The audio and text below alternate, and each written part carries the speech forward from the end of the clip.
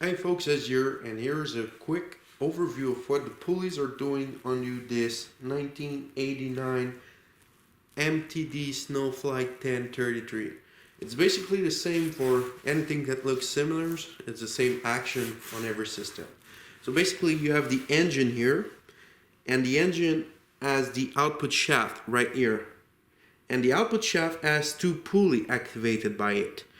The first one, the one in the back, is actually the one for powering the wheels themselves. And what happens is the strap goes around and it has two pulleys on it. You have the one on the output shaft, you have the one that goes onto the transmission, and you have the idler pulley that gives the tension with the spring right here. So that ensures the strap stays on and that it's not slipping, not going out. And the spring here in the back is something that does have a strong tendency to break off. So I always have a spare of them, just in case they break off. And basically what happened is when you pull the trigger, take a look at the big pulley down below, and you'll see it will be engaging. You see, it's engaging when you press onto the trigger on the handle. And that's it for the first pulley. For the second pulley, it's actually for the OJ system, and you still have the same thing. The output shaft has its own pulley on the top, and right now there's 3 pulleys in the system, but we only see 2.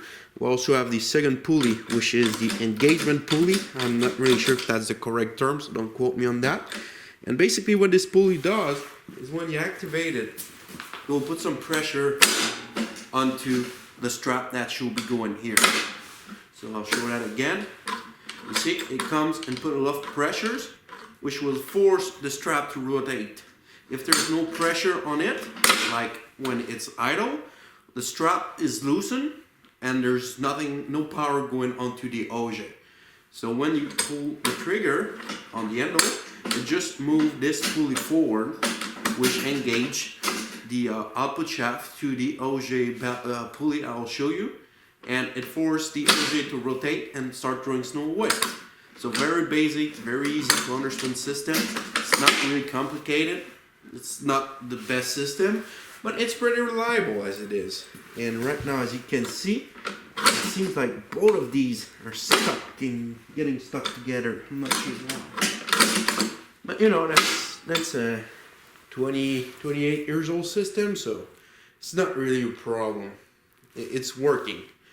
Well, until something breaks, which happens quite often, but it's still working. So now let's take a look at the OJ pulley. And basically all that does is when there's pressure on the belt, it forces it to rotate. And that will activate all the OJ system. That will take a quick peek after.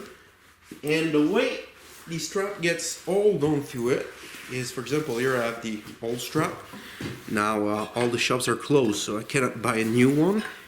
And you put the old strap this way, and you have 5 of these bolts, and they go all the way around. And the only thing they're doing, these little weird looking bolt, is holding the belt onto the pulley. So that's all they're doing there.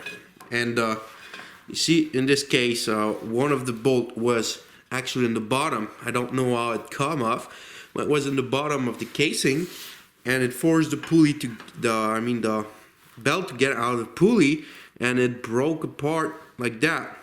So it's not good. It's not working anymore. Alright, so here is the OJ itself.